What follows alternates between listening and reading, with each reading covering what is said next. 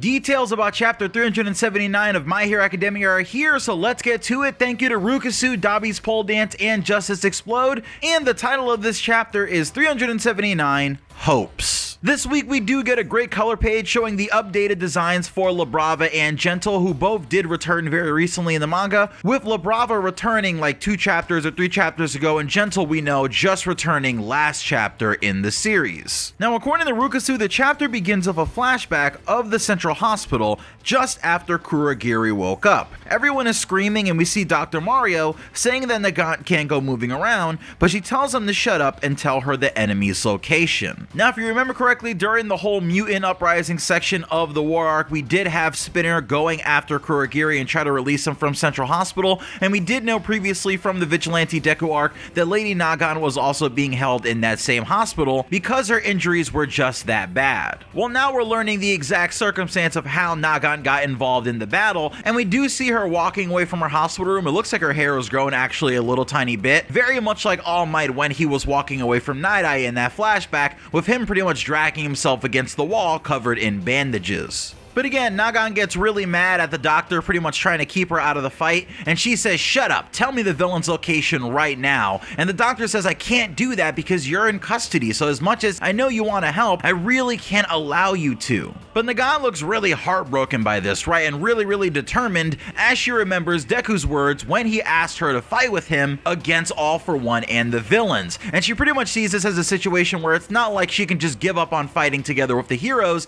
because of Deku's impassioned speech during their fight. Rocklock then shows up and says that he'll allow her to join the war, and he hands her a device that contains all the information about the villains. It's then when we cut back to the present day and we actually see Nagant sitting on the roof aiming towards UA, and we see the blowback from the first shot that she fired off at Shigaraki actually causes all the wounds in her body to reopen again, as we see that she did take some damage all over from just letting that off when she wasn't healed yet. But Nagant says that she wants to get at least one more shot off to pay back Hawks and Deku for bringing her out of the darkness and reminding her of the meaning of her existence. And it also seems like Nagant believes that every little last bit of effort from everyone will matter in this battle here. And we've definitely seen that there are a lot of situations in this war arc that can only be resolved because of everyone's storylines converging together and being resolved. It wouldn't be able to just be dealt with by one person alone, no matter how hard they tried. So Nagant is absolutely right here in saying that the right thing to do is to try to get another shot off no matter what it means to her,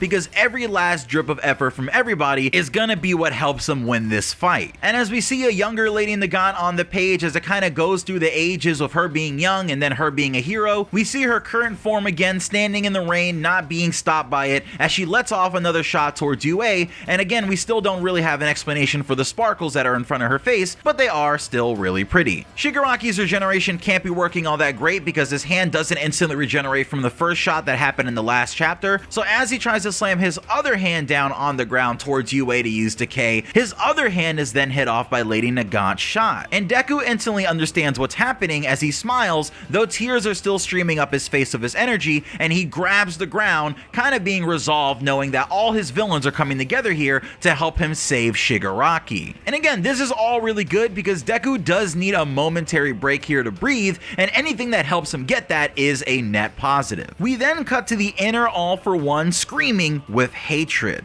saying that it makes no sense for trash like Lady Nagant, who killed innocent people and even allies, to play the victim. And at that moment, fingers start coming out of All for One's mouth within the vestige world, as black liquid spills everywhere, and we see his mouth forced open by the many fingers that we know that Shigaraki is capable of forming from his body. And that's exactly what the fingers represent, right? They all represent Shigaraki, who laughs at All for One and says that his plan to use others didn't work out. He also says that he knows that All for One only raised him to piss off All Might, and that he wanted to use that hatred to steal One for All, but that plan also turned out to be a failure. And as Shigaraki is saying this, we see a flashback, kind of all the little moments between Shigaraki and All for One from the My Villain Academia arc when Shigaraki had his remembrance of his past. And then we cut to the inner vestige world where we see a massive swarm of hands protecting Tenko inside of Shigaraki's psyche, as Shigaraki Shigaraki's saying he's keeping his psyche away from All For One by locking his origin away deep within him. Specifically, Shigaraki says that the fusion between All For One and Shigaraki seemed like it worked,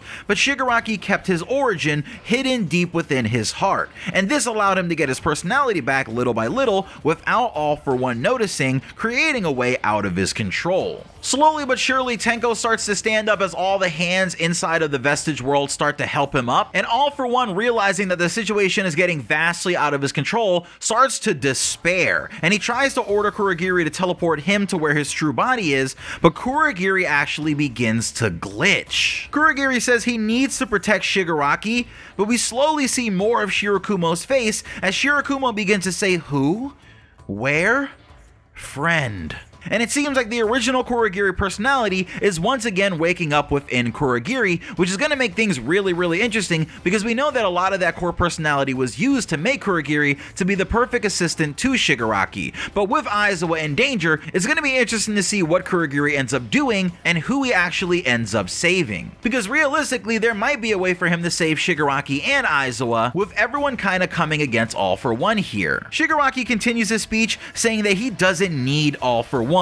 His heart will never surrender, just like Nagant or Gentle. And that's not to say that he thinks he's becoming a hero or anything, but the world as it is right now originated in the house which he was born in, and that's why Tomura Shigaraki and Tenko Shimura's wish is the same. And as Shigaraki starts to say all these things, inside of the Vestige world, the fingers start to grow out of All For One's mouth to a rapid extent, and Shigaraki actually burst out of the vestige of All For One, completely tearing the fake version of him apart as the hands help Shigaraki to completely break free. He ends his speech with, "Our wish is to destroy everything that has to do with that house," as he smiles and Shigaraki's hair actually gets shorter and goes back to his normal length. And we see on the next page Shigaraki all by himself as the usual regular Shigaraki that we've missed for so long is finally back. Shigaraki then says, "And that's the only thing that will save me, hero," destroying everything that has to do with that house.